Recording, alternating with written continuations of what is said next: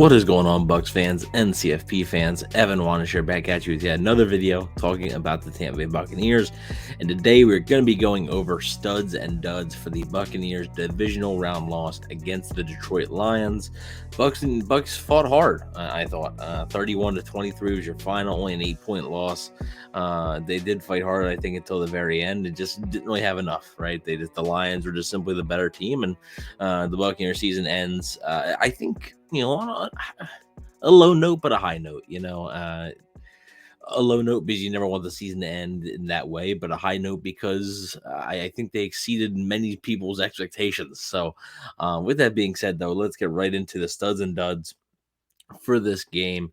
And for a stud, we're going to go with Mike Evans. 8 catches, 147 yards, and a touchdown. Now, he did have a drop early in the game, very early in the game, which led to an interception and then led to 3 points by the Lions. So it does hurt, and drops have been an issue for Evans throughout his career, really. It's not just in these playoffs, but Evans came through again with some bigger catches, had a touchdown late in the game, had a really nice deep ball catch right before the half.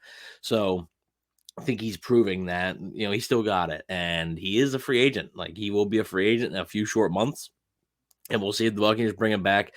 I think both sides want to be back. I think Mike Evans wants to be in Tampa Bay, and I know the Buccaneers want Mike Evans in Tampa Bay. So I think at the end of the day, they're probably going to find a way to figure out how to keep him there. And I just think you have to figure out a contract that works best. But he was a stud, over 147 yards and a touchdown, just continuing a great season that he had. And he's shown no signs of slowing down. So that's another reason why I think like the Buccaneers shouldn't really hesitate to offer this guy a contract. Another stud, I'm going to say Kate Otten again for the second straight week. 5 catches, 65 yards, a touchdown. He wasn't as involved this week as he was last week, but he's really emerged as a nice receiving threat for this team. And he has had his moments as a receiver in the past, in 2022 and even this season. But these past 2 games, he was really involved and caught a touchdown here right before the half to tie the game up. So really nice day by Kate Otten, I thought. And he continues to show that, hey, maybe, the Buccaneers don't need to be looking for a tight end in the offseason. Maybe they're good enough, with who they got here. So before I move on to the defense, I want to give an honorable mention to Baker Mayfield. And the reason it's an honorable mention is because he did have 2 turnovers, including the one that ended it. So I can't put him in a stud, but he had made some big throws, had some nice drives. He was 26 of 41, 349 yards, 3 touchdowns, and 2 interceptions. So I thought he played well at times, but at other times, held onto the ball a little bit too long. But when you combine all that, I have to give him an honorable mention. So he's not a stud, but he's not a dud either. Let's move right on to the defense, though. We talk about a stud who, this guy's been a stud his entire career pretty much in Tampa Bay. That's Lavonte David. 9 total tackles for David and a sack, which that sack was really good. If you watch the game, he did it with one arm. He basically sacked Jared Goff off falling to the ground with one arm. So Lavonte David continues to be a fantastic football player for the Buccaneers. And age is not slowing him down at all. So honestly, if he wants to continue playing, he's going to be 34. I believe he might be 34 already. If he wants to continue playing, he could be playing in Tampa Bay. And I don't see a way that if he wants to continue playing, which he could retire, there's a real chance he could retire. But if he wants to keep playing, I have to imagine that the Buccaneers are going to do everything in their power to make that happen. So I don't think Lavonte David is going to be going anywhere. If you choose to play football, he's still one of the best linebackers in the game. And he proved it again this whole season, but he proved it again on Sunday. I'm also going to give a mention to KJ Britt. Now, KJ Britt, they did fall off a little bit towards the end of the game, right? Late covering Jahmyr Gibbs, which is always a tough assignment, I think, for any linebacker. Gibbs is just so electric, so fast. But I thought Britt made some nice plays early and often in the game. And, with the likely departure of Devin White, I think KJ Britt has shown that he can be a starting middle linebacker for you, especially if a guy like Lavonte David returns. Like, I think he can be a guy alongside David that is productive enough. So shout out to KJ Britt there. And then we're also going to do Kalijah Cansey, who had one tackle, but it was a sack, and it was a big sack. Honestly, it was right before the half.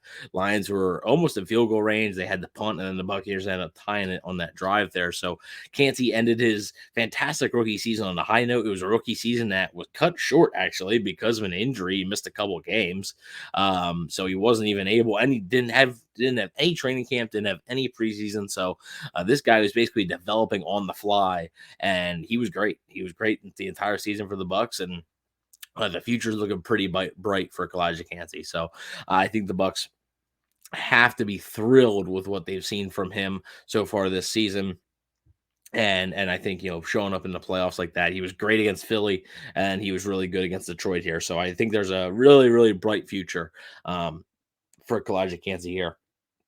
So let's move on to the duds. And honestly, I'm not gonna say there's a ton of them, because there really isn't. Honestly, there really isn't.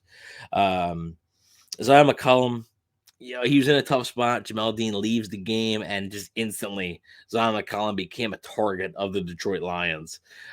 It was clear what their game plan was. As soon as Dean left, they were like, "Yeah, just throw it his way," and he couldn't really hang.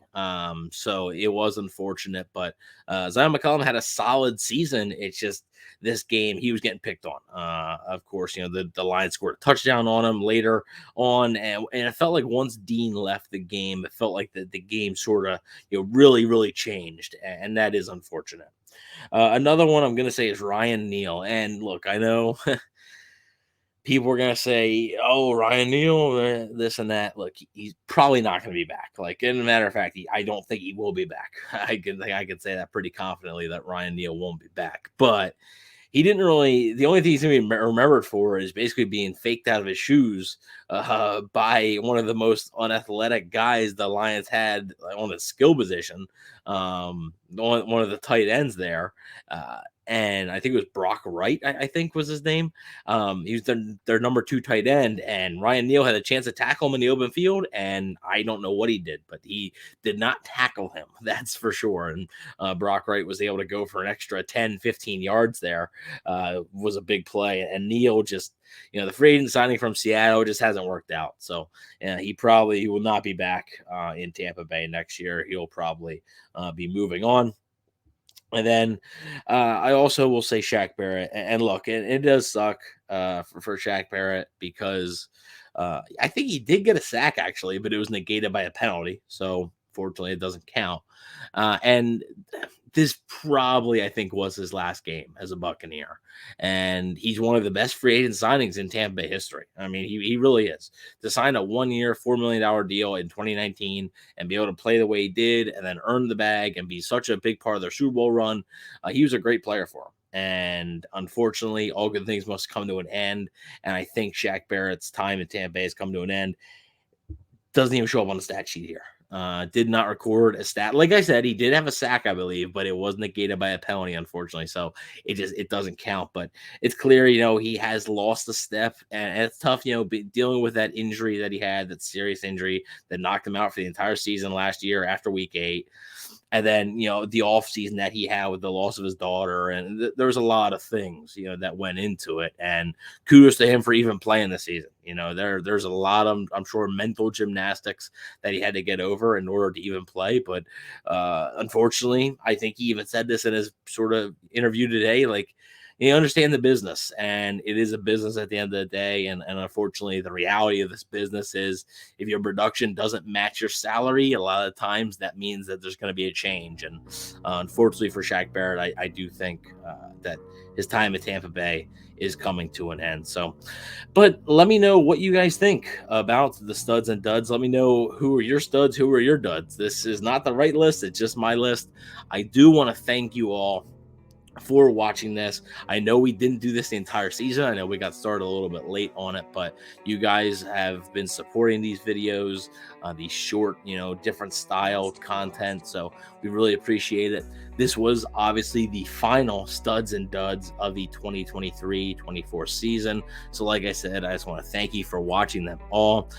That doesn't mean the videos will be going away. We are going to have different videos. It's just as far as the studs and duds videos go, this is the last one until probably preseason of this 2024 season. So thank you all for watching the entire season. Thank you all for the support.